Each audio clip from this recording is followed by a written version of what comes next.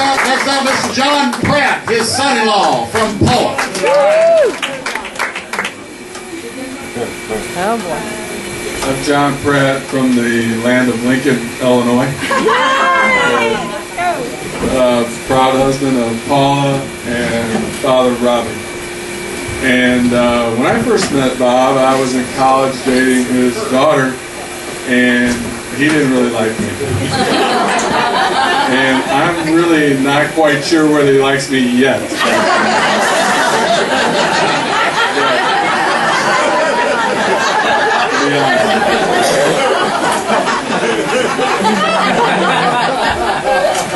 But I really do appreciate how much he loves my son Robbie and how much he plays with Robbie.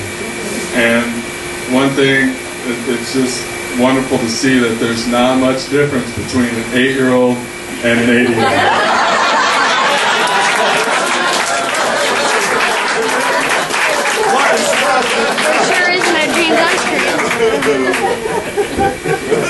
I've been around the block a time or two. I mean, Paul and I started dating in 1982, so I've been around the block or two with Bob, and I've really enjoyed it. We tried to figure out when the millennium was, and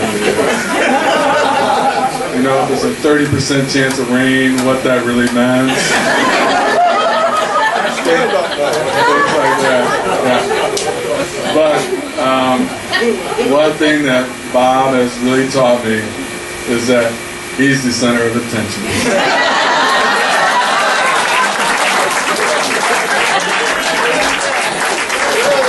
Perfect. Yeah, that's great. Awesome. All right. Anybody else want to roast this feller? Dolly. All right, Dolly, you got something you want to say?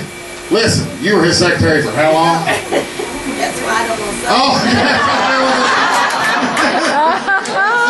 She said it. She signed that agreement. Hey, well, Kurt, there's some people that would like to say, come on, Frank, get up here. Frank Williams. Frank Williams? Don't leave, Frank. He's coming back. He's coming back. All right, Frank Williams, who worked with Dad for many years. Come on here, Frank.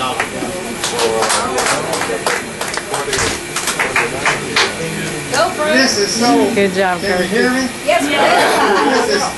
See, I don't have my hearing aid, so I can't hear me very well.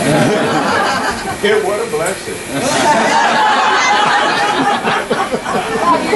Quiet. This is completely unscripted. You see, I don't have a script. I didn't think of this stuff from a few minutes ago.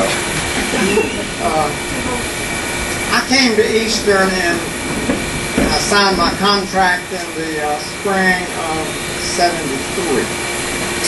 And the chair of the department then was a fellow named Bain Harris. And he skipped out on his contract and resigned after he'd signed his contract. And then the question was, who's going to be chair of the department, the new chair? Bob doesn't know this maybe, but after I went back, when I was living in North Carolina, I got a call from Bain Harris. And he said, "You want to be chair of the department?" And I said, "No way," because I had a faint idea that being chair of the department was just too much work. And so pretty soon I heard an announcement that Bob was chair. Here it comes, folks. And he was chair for a long time. 28 years. And a lot of things happened during those years. And here's one that I recall. We used to have Christmas parties. I guess we still have little Christmas parties in the department. But we used to have Christmas parties set up by Bob.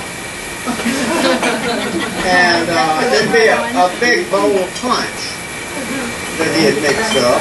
And in fact, there'd be 2 bowls of punch. And he sort of, what shall I say? Spike. I'm thinking of a better word. Spike will do. Wonderful. And so there was the good bowl and there was the bad bowl. And one time, there was a student who never had any familiarity with spiked punch. So Bob directed him to the good bowl. And he liked it. And he liked it a little too much. And after a while, he was lying on the floor in the office trying to recuperate. It took an hour. You remember that?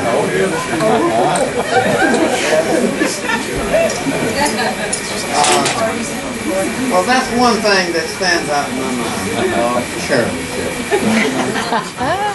Another is that my impression was that he just made chair meetings a lot more fun for the other chairs.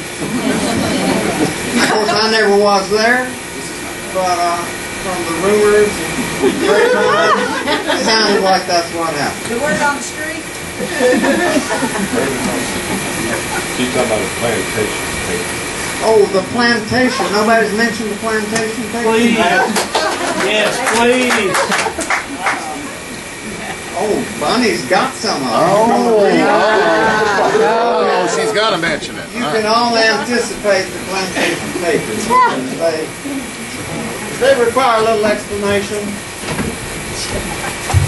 Tighten that up. Now, I brought along my card. My birthday card. This is the Temple of Philosophy.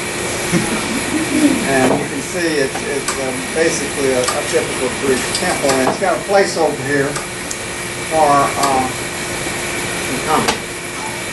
So I'd like to read my comments.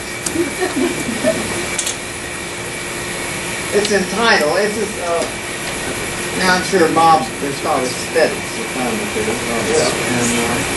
and I'm sure he loves poetry. And so here's a little poem. And it's entitled Philosophy Temple Exit. You know, my friends, with what brave carouse JRM made a second marriage in his house. Divorced old philosophy from his bed and took the daughter of the vine to spouse.